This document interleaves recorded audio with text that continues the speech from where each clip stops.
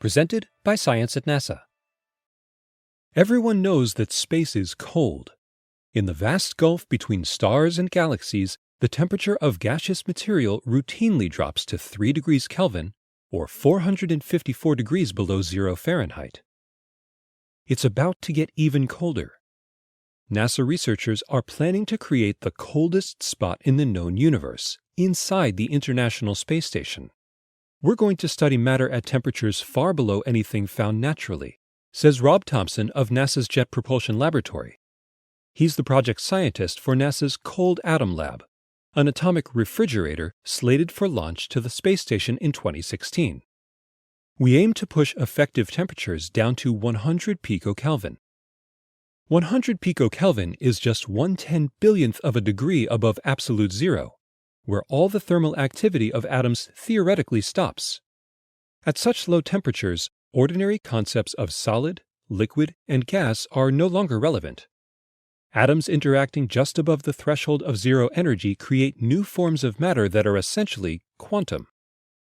Quantum mechanics is a branch of physics that describes the bizarre rules of light and matter on atomic scales.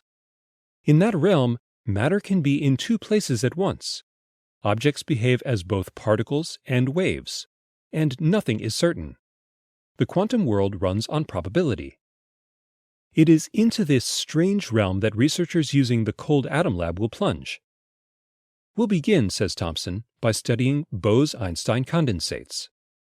In 1995, researchers discovered that if you took a few million rubidium atoms and cooled them near absolute zero, they would merge into a single wave of matter.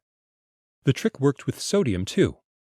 In 2001, Eric Cornell of the National Institute of Standards and Technology and Carl Wyman of the University of Colorado shared the Nobel Prize with Wolfgang Ketterle of MIT for their independent discovery of these condensates, which Albert Einstein and Satyendra Bose had predicted in the early 20th century.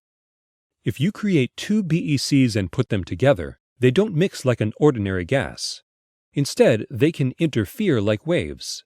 Thin, parallel layers of matter are separated by thin layers of empty space.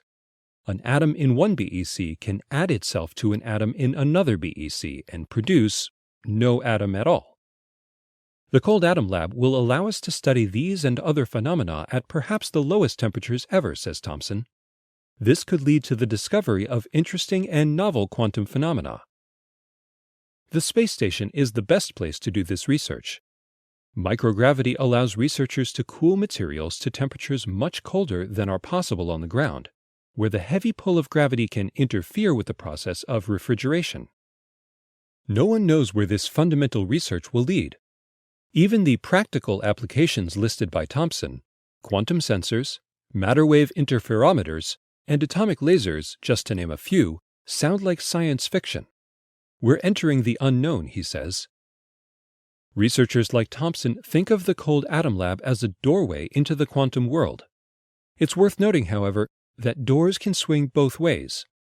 If the temperature drops low enough, we'll be able to assemble atomic wave packets as wide as a human hair. That is, big enough for the human eye to see.